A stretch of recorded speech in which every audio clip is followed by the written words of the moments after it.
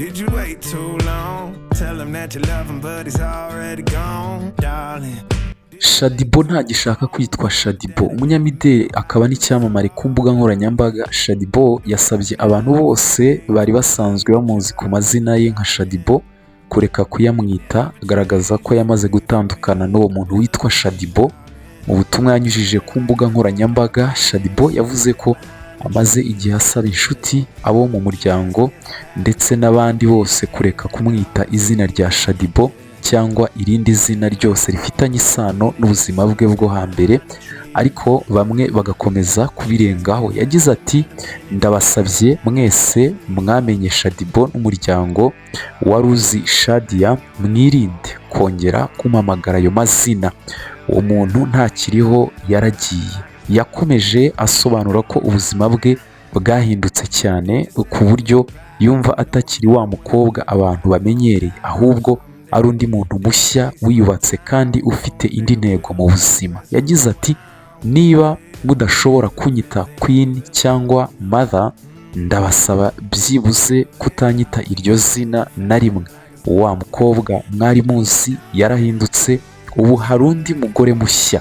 Shadyboo yavuze ko izina abantu bamwitaga rimusubiza inyuma mu bitekerezo, rikamwibutsa ibihe bikomeye n'ibikomere yanyuzemo, ari nayo mpamvu yahisemo gutangira ubuzima bushya hadashingiye ku mateka yahise. Yavuze kandi ko ari imwe mu mpamvu zatumye atakitaba telefone cyangwa ngo asubize ubutumwa bwa bamwe mu bakomeje kumwita ayo mazina, kuko bimubangamira mu rugendo rwo kwiyubaka no gukira ibikomere yagize. Yagize ati iryo zina rinyibutsa umuntu wababaye cyane, ufite ibikomere byinshi. Ndi kugerageza gutera intambwe nshya, gukira no kubaka ubuzima bushya. Icyo nsaba si kinini, ni ukubaha urugendo rwanjye n'uwo ndiwe uyu munsi. Shadyboo yasoje ashimira abamwumva n'abamubaha icyifuzo cye, ashimangira ko ari ingenzi kuri we kubaho ubuzima bushya butajyana n'ibyamubayeho mu bihe byashize. Mu minsi namwe mwagiye mwumva Shadyboo. King James we yashyize hanze amatike y'igitaramo cye ku munsi wa kabiri. Igitaramo cya King James kizafata iminsi ibiri, Kanama ku itariki ya mbere n'itariki ya kabiri. Nyuma rero y'iminsi mike, umunsi wa kabiri w'igitaramo cya King James yawutangaje, ubwo King James rero yamaze gushyira ku isoko amatike yo kuzakitabira. Ni mu gihe yavuze ko uwo aya matike azashiraho bizamusaba gutegereza ikindi gihe, kuko adateganya gukora icy'umunsi wa gatatu. Mbere yo gushyira ku isoko aya matike, King James mu kiganiro n'abanyamakuru yabajijwe niba amatike y'igitaramo cye yongeye agashira mu minsi mike nk'uko byagenze mbere, yaba ateganya gukora icy'umunsi wa gatatu. Avuga ko atiteguye gukora, bityo asaba abakunzi be kugura amatike hakiri kare kuko nta munsi wa gatatu yateguye. Yagize ati kugeza ubu twateguye iby'iminsi ibiri, ntabwo nibaza ko twakora icy'umunsi wa gatatu. Uzaba yacikanywe ubwo byasaba gutegereza utaha mu bindi bitaramo, kuko kuri iyi nshuro tuzakora iminsi ibiri gusa.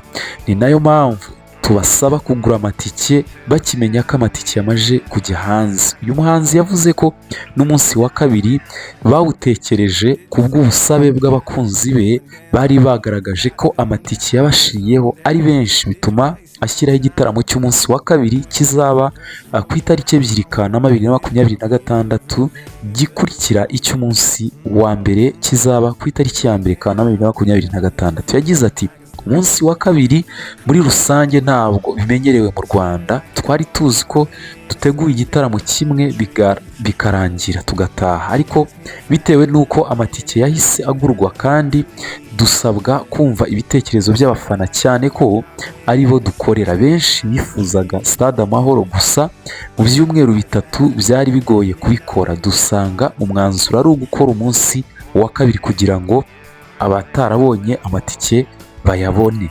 King James ari mu myiteguro y'ibitaramo bye 20, imyaka 20 King James ari mu muziki, cyangwa se ngo 20 years of King James, imyaka 20 King James amaze ari mu muziki. Nicyo kwizihiza imyaka 20 amaze akora umuziki hano mu Rwanda, ubwo yatangiraga umuziki muri 2006.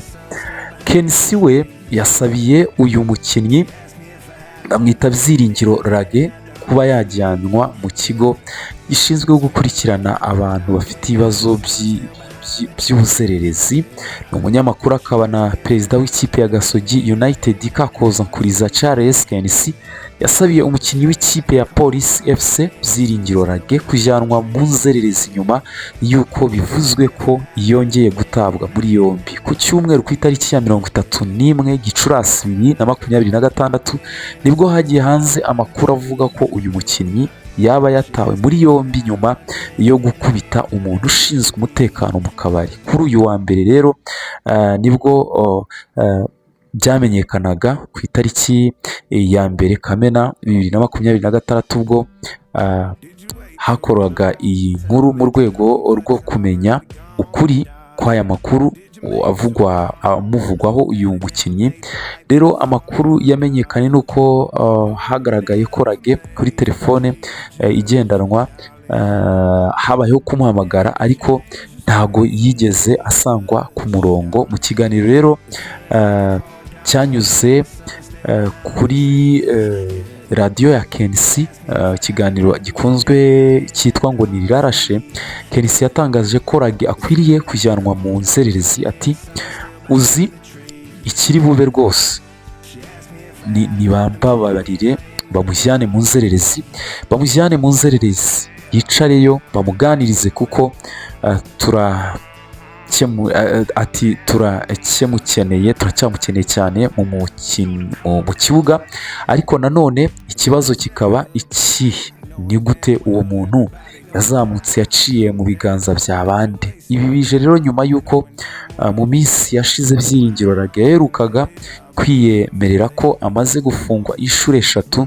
Icyo gihe yagize ati polisi yo mu muhanda baramputaje, bamaze kumfunga 3 kubera gutwara nasinze. Muri uyu mwaka ni 2 nkiba muri Sweden, nigeze kuza mu kiruhuko nabwo baramfunga. Yarakomeje agira ati gutwara imodoka wanyoye ni amakosa, ariko nyine hari ukuntu rimwe na rimwe uba uvuga ngo reka ngende. Ejo bundi namazemo iminsi 6 nari mfungiye mu Ruyenzi, ni naho rero bamfatiye ntashye. Byiringiro Rage ntabwo yasoje umwaka w'imikino akina bitewe n'uko ikipe ye ya Police FC yari yaramuhagaritse igihe kitazwi imuziza imyitwarire mibi.